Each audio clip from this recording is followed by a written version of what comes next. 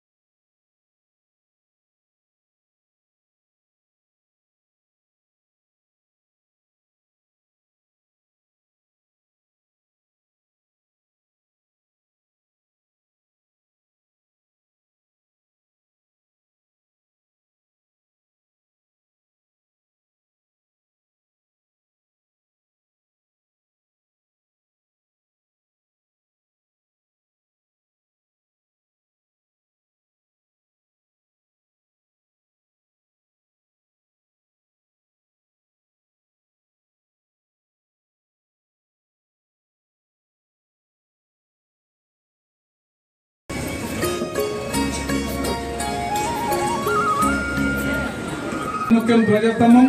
మరి ఆ ధ్వజస్తంభ ప్రాణ ప్రతిష్ఠ కూడా ఈ రోజు జరుగుతుంది వారి చేతుల మీదుగా. ఈ సందర్భంగా గంభీరపేట మండల ప్రజల కృతజ్ఞతలు, పాదాభివందనాలు. ఎందుకంటే ఒక మహోన్నతమైనటువంటి కార్యక్రమం ఈ రోజు గంభీరపేటలో రూపుదిద్దుకున్నది. మరి ఇట్లాంటి కార్యక్రమంలో పాల్గొంటున్నటువంటి భక్తులందరూ అమ్మవారి అనుగ్రహానికి పాత్రులే. అమ్మవారి అనుగ్రహం శ్రీ కల్వకుంట్ల తారక రామారావు గారికి స్వాగతం, సుస్వాగతం.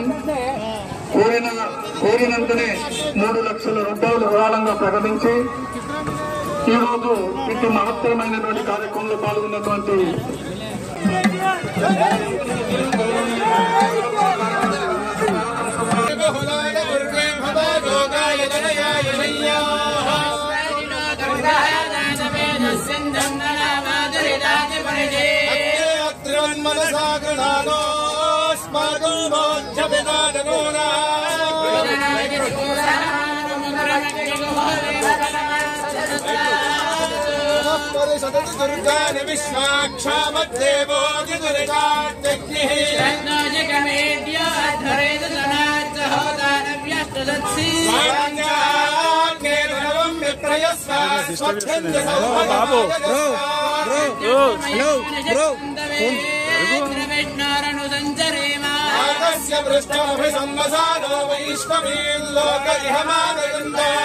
ध्यायनाय विद्महे कन्याकुमारी धीमहि सुवर्णरजतस्रजा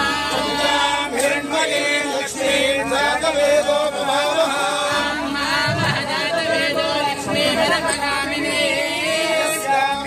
वीर्यं विन्देयं कामश्वं पुरुषानहम् अयन्तराजश्च भाग्या लक्ष्मी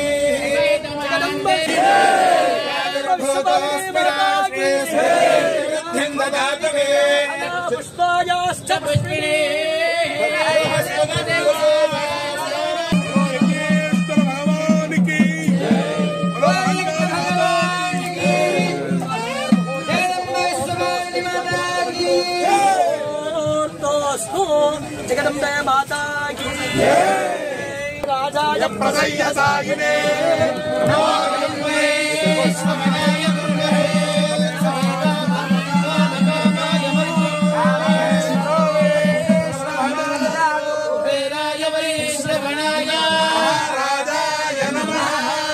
श्रीमत् परमहंस परिव्राजकाचार्य वर्या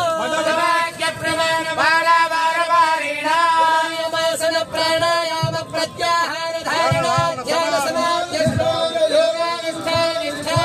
चक्रवर्ती शंकराचार्य गुरु परंपरा प्राप्त स्थापनाचार्य ध्यान सिंहासनाधीश्वर हृदय प्रतिपादक मार्ग प्रवर्तक सुरेंद्र राजधानी महाराजधानी प्रतिष्ठापनाचार्य राजाधिराज गुरु मंडलाचार्य शृंगबलवराधीश्वर भद्रादेरवासे विद्याशंकर पाद पद्माराधक विद्यातीर्थ महास्वामी गुरुकर कमल संजात तीर्थ महास्वामी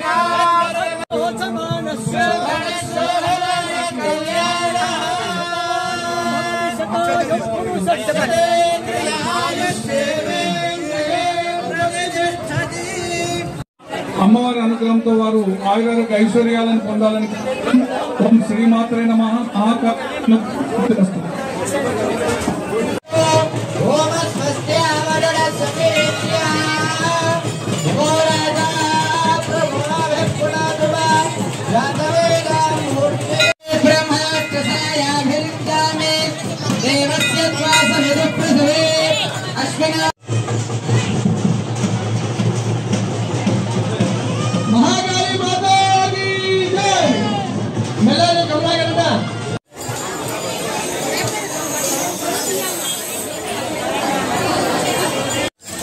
भूरिष्ठोरकं जलजमात्तरे ब्रह्माणं भूतदामि ब्रह्मन्वरं वेदनामि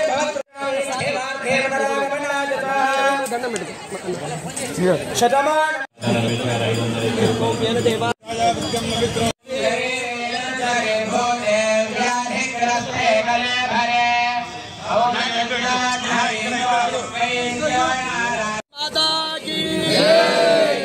विश्वपालिनी माता की अनुग्रह प्रसाद फल सिद्धिरस्तु. महाकाली माता की महाकाली माता की.